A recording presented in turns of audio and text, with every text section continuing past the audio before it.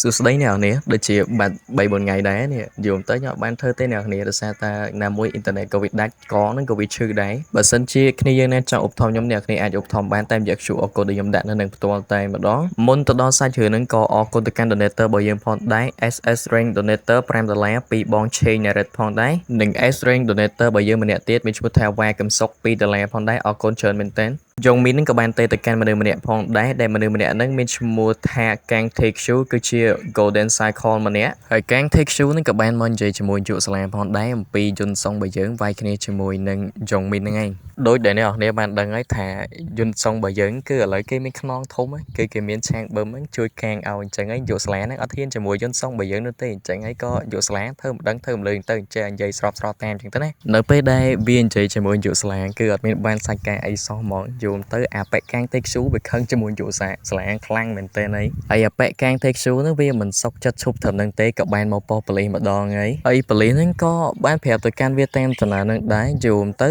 ប៉ូលីសក៏រៀងអត់សូវខ្វល់ជាមួយពាក្យសម្ដីវានិយាយដែរយល់ទៅវាគំរាមប៉ូលីសហ្នឹងទៀតហើយក៏វាសួរថាស្គាល់វាថាវានឹងគឺជាណាគេហើយភ្លេងក៏បានតបទៅកាន់វាផងដែរថានៅទីនេះគឺមិនមែនទីក្រុងសេអ៊ូលរបស់លោកឡើយនៅពេលដែលអបិកាំង Take Shoe ចេញមកក្រៅប៉ុស្តិ៍ប៉ូលីសហើយអបិកាំង Take Shoe ក៏បានឃើញជាមួយនឹងលោកនាយកស្លាងកំពុងតែលេងអុកជាមួយនឹងមេប៉ូលីសនៅកន្លែងហ្នឹងអញ្ចឹងហើយដែលធ្វើឲ្យអបិកាំង Take Shoe វាដឹងហើយវាក៏បាននិយាយទៅកាន់លោកនាយកស្លាងនិងមេប៉ូលីសនឹងផងដែរតែមេប៉ូលីសហើយនាយកស្លាងគឺអត់អើពើជាមួយវាទេតែធ្វើឲ្យវានឹងពិតជាក្តៅក្រហាយខ្លាំងមែនទែនហើយអបិកាំង Take Shoe ក៏បានទៅកាន់អបិយុនមីនផងដែរថាយុនសុងរបស់យើងគឺមិនមែនជាមនុស្សធម្មតាឡើយហើយវាក៏បាននិយាយទៅកាន់អបិយុនមីនថែមទៀតថាឯងគួរតែដឹងហើយថាបេសកកម្មរបស់ Golden Cycle ហ្នឹងគឺតែប្រាជ័យហើយប្រកាសជាទទួលទោសមិនខានឡើយអញ្ចឹងហើយឯងត្រៀមតែទទួលទោសទៅនៅពេលនេះអបិយុនមីននេះវាពិតជាភ័យខ្លួនខ្លាំងមែនទែនហើយអបិកាំង Take Shoe ក៏បាននិយាយទៅកាន់យុនមីនទៀតថាឲ្យពេលយប់ហ្នឹងគឺឲ្យមកជួបវានៅកន្លែងដ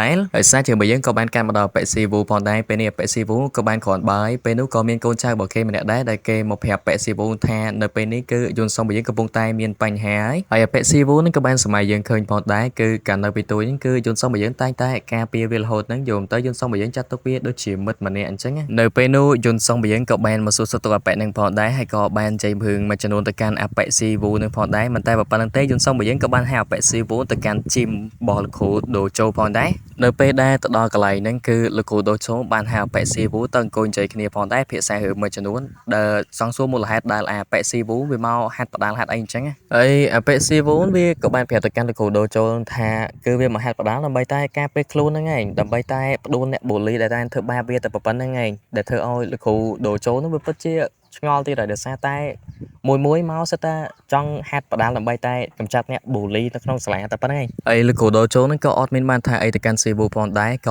ទទួលយកស៊ីវូដែលធ្វើឲ្យស៊ីវូពិតជាសប្បាយចិត្តខ្លាំងមែនទែនបន្ទាប់ពីបានភាសាជាមួយលោកគ្រូដូជោចប់ហើយយន្តសុងរបស់យើងក៏បានហៅស៊ីវូមកប្រកួតគ្នាផងដែរហើយអបិស៊ីវូក៏អត់មានបានជំទាស់ជាមួយយន្តសុងរបស់យើងផងដែរហើយខ្ញុំភ្លេចប្រាប់អ្នកគ្នាថាអបិស៊ីវូគឺជាជើងឯកលេខ1តៃខ្វាន់ដូអ្នកគ្នាហើយយន្តសុងរបស់យើងក៏អត់បានចាំយូរដែរយន្តសុងរបស់យើងក៏បានស្ទុះចូលតៃម្ដងតែស៊ីវូក៏បានស្ទុះដាក់យន្តសុងតែយន្តសុងរបស់យើងក៏អាចកេកផតហើយស៊ីវូនឹងក៏បានធ្វើការទាត់មួយជើងផងដែរទៅកាន់យន្តសុងហើយការវាបហាទាំងអស់ហ្នឹងវាមិនមែនជារឿងធំដុំសម្រាប់យន្តសុងរបស់យើងនោះទេហើយយន្តសុងរបស់យើងក៏ស្ទុះវាបហាទៅកាន់ស៊ីវូមួយដៃផងដែរតែស៊ីវូក៏បាន counter ជាប់តែម្ដងយន្តសុងនឹងក៏បានចាប់ស៊ីវូនឹងផ្ដួលយកតែម្ដងយន្តសុងរបស់យើងនឹងក៏បានធ្វើការវាបហាទៅកាន់ស៊ីវូជាច្រើនដៃផងដែរតែស៊ីវូឃើញថាពិបាកទប់ខ្លាំងមែនទែនហើយយន្តសុងរបស់យើងក៏បាននិយាយទៅកាន់ស៊ីវូថែមទៀតដែរថាឲ្យស៊ីវូនឹងគឺសុំបយន្តសុងទៅយន្តសុងនឹងឈប់វាបហាទៅកាន់ស៊ីវូហើយតែស៊ីវូនឹងគឺមិនបានគិតចឹងទេស៊ីវូនឹងក៏បានញញឹមទៅដាក់យន្តសុងដែលធ្វើឲ្យយន្តសុងពិតជាពិបាកក្នុងចិត្តខ្លាំងមែនទែនយកទៅមូម៉ៅមែនទែនហើយក៏បានឈប់វាបហាទៅកាន់ស៊ីវូតែម្ដងហើយការប្រកួតមួយហ្នឹងក៏ត្រូវបានឃ្លាំមើលទៅដល់លោកគ្រូដូជោផងដែរលោកគ្រូដូជោពេលឃើញក្បាច់ប្រកួតរបស់ពួកហ្នឹងហើយពិតជាភ្ញាក់ផ្អើលខ្លាំងមែនទែនហើយក៏បានគិតថាតើពួកបូលីវាហ្នឹងគឺខ្លាំងប៉ុណ្ណាណាទៅបើសំបីតើអាអ្នកត្រូវបូលីគឺខ្លាំងប៉ុណ្្នឹងហើយមានជំនាញខ្លាំងប៉ុណ្្នឹងហើយនៅពេលដែលយន្តសុងហើយនឹងស៊ីវូបានប្រកួតចប់ហើយលោកគ្រូដូជោក៏បានមកពួកគេទាំងពីរផងដែរមិនតែប៉ុណ្្នឹងទេលោកគ្រូដូជោក៏បាននិយាយទៅកាន់ពួកគេទាំងពីរផងដែរថាពួកគេនឹងពិតជាមានជំនាញក្បាច់គុនល្អហើយក៏មាន talent ផងដែរយល់ទៅមានទេពកោសល្យហើយសាច់យើងរបស់យើងក៏បានកាន់ម្ដងថ្ងៃថ្មីហើយថ្ងៃហ្នឹងក៏ជាថ្ងៃប្រឡងរបស់យន្តសុងរបស់យើងដែរតែយន្តសុងរបស់យើងពិតជាពិបាកចិត្តខ្លាំងមែនទែនដោយសារតែគេខ្លាចប្រឡងអត់ជាប់អញ្ចឹង តែតាមពិតចម្លើយទាំងអស់ហ្នឹងយន្តសងរបស់យើងគឺសិតតែដឹងហើយយន្តសងរបស់យើងគ្រាន់តែធ្វើនៅទេអ្នកគ្នាធ្វើលេងនៅទេហើយយន្តសងរបស់យើងបកកែសម្ដែងដែរណាយល់ទៅយន្តសងរបស់យើងសម្ដែងសុទ្ធយកតែម្ដងបន្ទាប់ពីបានប្រឡងចប់ហើយអ្នកដទៃទៀតហ្នឹងក៏អញ្ជើញគ្នាពីចម្លើយអញ្ចឹងទៅអានេះខុសអានេះត្រូវអញ្ចឹងទៅណាអ្នកគ្នារំពេចនោះក៏មានមនុស្សស្រីម្នាក់ផងដែរដែលមានឈ្មោះថា Ohichi គឺមកអញ្ជើញជាមួយយន្តសងរបស់យើងហ្នឹងគឺបានប្រាប់ចម្លើយយន្តសងអញ្ចឹងចុះអញ្ចឹងទៅអ្នកគ្នាបន្ទាប់មកលទ្ធផលហ្នឹងក៏បានចេញមកដែរគឺ Ohichi ក៏បានយកกระดาษរបស់យន្តសងមើលតែម្ដងគឺយន្តសងរបស់យើងគឺបាន100គ្រប់មុខតែម្ដងយល់ទៅ full គ្រប់មុខតែម្ដងដែលធ្វើឲ្យម្នាក់ស្រីនោះវាជាខ្មាស់ខ្លាំងមែនទែននៅពេលនេះយន្តសងរបស់យើងក៏បានមកនិយាយជាមួយលោកគ្រូយ៉ងឈុលផងដែរហើយយន្តសងរបស់យើងក៏បានសួរទៅកាន់លោកគ្រូយ៉ងឈុលថាលោកគ្រូយ៉ងឈុលគឺស្គាល់ Oden Cycle ឬអត់ហើយយន្តសងរបស់យើងសួរលោកគ្រូយ៉ងឈុលដោយសារតែយន្តសងរបស់យើងគឺចង់ដឹងពីព័ត៌មានពី Oden Cycle ណាអ្នកនរយល់ទៅលោកគ្រូយ៉ងឈុលក៏បានប្រាប់ទៅកាន់យន្តសងរបស់យើងវិញផងដែរថាអត់ដឹងនោះទេយល់ទៅគាត់អត់ដែលលឺនោះឡើយយន្តសងហ្នឹងក៏អត់មានបានថាអីលោកគ្រូយ៉ងឈុលដែរហើយយន្តសងក៏បានប្រាប់ទៅកាន់លោកគ្រូយ៉ងឈុលម្ដងទៀតថាបើសិនជាមានព័ត៌មានអីគឺអាចប្រាប់គេបានដោយសារតែគេត្រូវការព័ត៌មានខ្លាំងមែនទែនពីក្រុម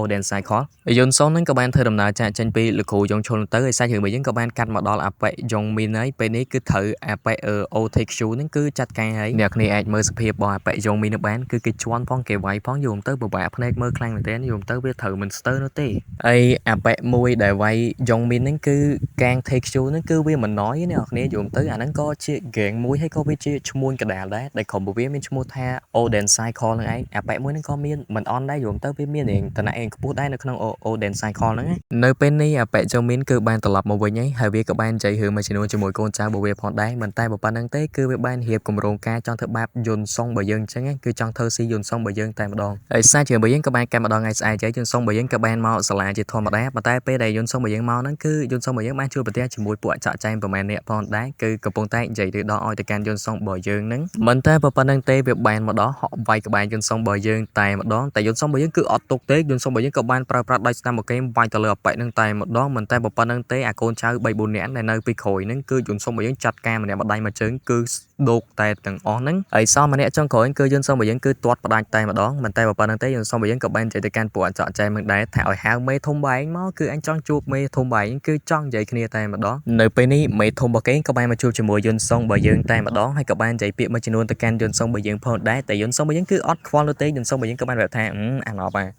់ឥឡូវហ្នឹងកន្លែងហ្នឹងគឺនៅក្នុងសិស្សក្នុងថ្នាក់អញ្ចឹងគឺវាយគ្នាកើតនៅទេអញ្ចឹងហើយយន្តសងរបស់យើងក៏បាននាំពួកអស់ហ្នឹងទៅក្រៅថ្នាក់តែម្ដងនៅពេលដែលទៅដល់ក្រៅថ្នាក់អីពួកអស់ចោតចែមហ្នឹងគឺវាពិតជាមើលងាយទៅកាន់យន្តសងរបស់យើងខ្លាំងមែនទែនហើយយល់ទៅវាឃើញយន្តសងរបស់យើងម្នាក់អញ្ចឹងហើយយន្តសងរបស់យើងក៏មានមកខ្លាំងពួកហ្នឹងដែរយន្តសងរបស់យើងក៏បាននិយាយទៅកាន់ពួកវាថាឯងនិយាយទៅប៉ែដល់វាយគ្នាអត់ចូលម្នាក់ម្ដងមកហើយយន្តសងរបស់យើងក៏បាននិយាយឈឺទៅកាន់ពួកអស់ហ្នឹងមកដែរថាមិនឯងហ៊ានចូលមែនឯងខ្លាចអញមែនគ្នាឯងច្រើននេះធានវាយមកអញមិនមែនណាអាណប់បន្ទាប់ពីបានលើសូយន្តសងរបស់យើងនិយាយចឹងហើយគ្នាគេម្នាក់នេះឈ្មោះថាឆាងខុនហ្នឹងគឺជា top 2អ្នកគ្នានៅចាំសាលាហ្នឹងយល់ទៅក៏បានស្នើសុំវាយជាមួយយន្តសងរបស់យើងផងដែរហើយអាប៉ែឆាងខុនហ្នឹងក៏វាអត់ចាំយល់ដែរវាក៏បានស្ទុះទៅវាយយន្តសងរបស់យើងតែយន្តសងរបស់យើងគឺកិច្ច easy យកតែម្ដងយល់ទៅប៉ុណ្ណឹងមិនកាអញ្ចឹងយល់ធ្វើអីយន្តសងរបស់យើងអត់បានទេហើយយន្តសងរបស់យើងគឺអត់ទុកឡើយយន្តសងរបស់យើងគឺដាក់តែមួយដៃទេគឺសន្លប់ស្ដោកយកតែម្ដងយើងក៏លេចមកមើលអាប៉ែជីនវវិញនៅពេលនេះក៏មានមនុស្សម្នាក់ផងដែរកំពុងតែកេះហៅគេនឹងឯងនៅពេលដែលអាប៉ែជីនវងាកទៅគឺស៊ីមួយដៃយកតែម្ដងហើយអ្នកដែលវាយមានអ្នកគេឆ្ងាយទេអ្នកគ្នាគឺអាប៉ែស៊ីវនឹងឯងនៅពេលនោះជីនវក៏បានស្ទុះវាប្រហារទៅកាន់អាប៉ែស៊ីវមួយដៃតែត្រូវអាប៉ែស៊ីវគឺធាក់មួយជើងដែលធ្វើឲ្យអាប៉ែជីនវគឺចុកមែនទេហើ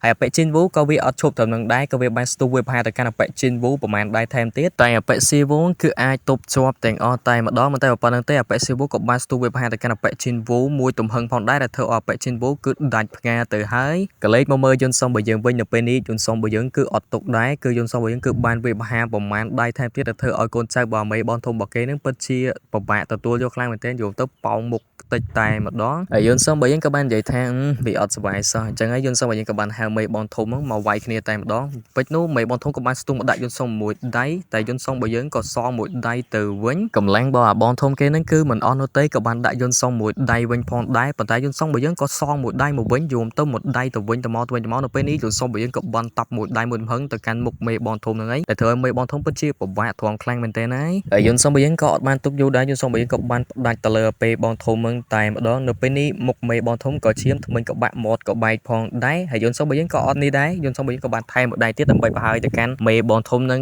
តែម្ដងហើយយន្តសុំរបស់យើងក៏បាននិយាយទៅកាន់ពួកអចអាចារ្យដែលជាកូនចៅមេបងធំហ្នឹងថាឯចង់ចូលមានអត់ចូលហើយសាច់ជើងរបស់យើងក៏បានកាន់មកដល់អបិយងមីនហើយយូរទៅការវាយគ្នាបើយន្តសុំរបស់យើងហ្នឹងសិតតែជាការរៀបចំរបស់អបិយងមីនហ្នឹងទាំងអស់តែម្ដងនៅពេលនេះគឺយន្តសុំរបស់យើងគឺចូលសងរបស់អបិយងមីនហើយតែធ្វើអបិយងមីនហ្នឹងវាពិតជាសប្បាយចិត្តខ្លាំងមែនទែនហើយការវាយគ្នារបស់យន្តសុំតែប្រហែលក៏បានលើដល់លោកយុសាលាផងដែរនៅពេលនេះលោកយុសាលាក៏បានហៅគ្នាមកប្រជុំផងដែរអំពីការបូលីមួយហ្នឹងតើមានអ្នកបូលីថ្មីទៀតមែនមិនតែប៉ុណ្ណឹងទេគឺលោកគ្រូចមីនក៏បានលើកឡើងអំពី Golden Cycle ផងដែរថា Golden Cycle នោះមានអ្នកគេខ្លះលោកគ្រូយន្តឈុលក៏បានលើកឡើងផងដែរអំពី Park Min Chul ហើយនិង Chong Min Ho ឈោយន្តតិកកាំងឆាំងស៊ីកជាដើមហ្នឹងសុទ្ធតែនៅក្នុងការគ្រប់គ្រងរបស់យងមីនជាយមតលោកគ្រូយងឈុលពិតជាសង្ស័យទៅលើក្រុមរបស់យងមីននឹងខ្លាំងមែនទែនដោយសារតែក្រុមរបស់យងមីននឹងតែងតែបង្កបញ្ហាពីមួយទៅមួយរហូតអញ្ចឹងក៏លេចមកមើលអបិយងមីនវិញពេលនេះទូរស័ព្ទរបស់គេក៏មានមនុស្សម្នាក់ខលមកផងដែរមនុស្សម្នាក់ហ្នឹងមានឈ្មោះថាឆាំងបឹមហ្នឹងឯងគឺជាខ្នងឯករបស់យន្តសងរបស់យើងហ្នឹងក៏បានចេះទៅកាន់អបិយងស៊ីកនឹងផងដែរថាពេលនេះឪពុករបស់គេគឺបានស្លាប់បាត់ទៅហើយឆាំងបឹមហ្នឹងក៏បានបញ្ជាក់ទៅកាន់អបិយងស៊ីកផងដែរថាបើសិនជាគេអាចវាយឈ្នះលើយន្តសងរបស់យើងគឺអ្វីគ្រប់យ៉ាងគឺបើគេនឹងគឺមានឱកាសតែម្ដងហើយអ្វីគ្រប់យ៉ាងគឺគេមិនគិតទៀតនោះទេយល់ទៅដោះលែងអបិយងមីននឹងតែម្ដងហើយអបិយងមីននឹងគឺវាមិនទុកយូរទេវាក៏បានដើរទៅកាន់បិយន្តសងរបស់យើងហើយក៏បានស្ទុះវាប្រហែលទៅកាន់អបិយន្តសងតែយន្តសងរបស់យើងនឹងគឺអាចគេចផុតយ៉ាងងាយស្រួលតែម្ដងមិនតែប៉ុណ្្នឹងទេយន្តសងរបស់យើងក៏បានប្រើប្រាស់ដៃស្ដាំរបស់គេម៉ាត់ទៅលើកណ្ដាលមុខរបស់យងមីននឹងគឺមួយដៃហើយមួយដៃទៀតនៅពេលនេះយងមីនរបស់យើងពិតជាពិបាកខ្លាំងមែនតើហើយយងមីនក៏បានស្ទុះវាប្រហែលទៅកាន់យន្តសងរបស់យើងត្រូវមួយដៃផងដែរមិនតែប៉ុណ្្នឹងទេយងមីនក៏បានធ្វើការវាប្រហារថែមទៀតទៅកាន់យន្តសងតែយន្តសងរបស់យើងគឺអាចទប់ជាប់ទាំងអស់តែម្ដងហើយយន្តសងរបស់យើងក៏បានធ្វើការវាប្រហារទៅកាន់អបិយងមីនជាច្រើនដៃផងដែរមួយដៃហើយមួយដៃទៀតតែអបិយងមីនគឺអាចទប់ជាប់មិនតែប៉ុណ្្នឹងទេអបិយងមីនក៏បានធ្វើការសងទៅកាន់អបិយន្តសងរបស់យើងមួយដៃថែមទៀតតែយន្តសងរបស់យើងគឺអាចទប់ជាប់ហើយយន្តសងរបស់យើងក៏បានម៉ាត់មួយដៃផងដែរទៅកាន់មុខអបិយងមីនយន្តសងនឹងក៏បានថែមមួយដៃថែមទៀតតែធ្វើឲ្យអបិយងមីនពេលនេះដួលបាត់ទៅហើយយន្តសងបានប្រើប្រាស់ក្បាច់ MMA របស់គេនឹងគឺក្លេទៅកាន់អបិយងមីននៅពេលនេះអបិយងមីនគឺវាស្ពៃបាត់ទៅហើយនៅពេលដែលយន្តសុំរបស់យើងអាចបដូរបានអស់ហើយយន្តសុំរបស់យើងក៏បានដើរចាក់ចេញផងដែរហើយយន្តសុំក៏បាននិយាយផងដែរថាអ្វីគ្រប់យ៉ាងគឺត្រូវបានដោះស្រាយហើយដោយការវាប្រហាររបស់យន្តសុំទាំងប្រមាណហ្នឹងគឺសិតតែត្រូវបានឃ្លាំមើលទៅដោយលោកនាយកសាលាផងដែរហើយសាច់រឿងរបស់យើងក៏បានចប់ទៅត្រឹមនឹងឯងអ្នកគ្នាបើសិនជាអ្នកគ្នាអាចចូលចិត្តអីអ្នកគ្នាកុំភ្លេចជួយចុច like subscribe និង comment ម្នាក់មួយផងហើយបើសិនជាអ្នកគ្នាចង់ឧបត្ថម្ភខ្ញុំអ្នកគ្នាអាចឧបត្ថម្ភខ្ញុំបានតាមរយៈ QR code ខ្ញុំដាក់នៅលើនឹងផ្ទាល់តែម្ដង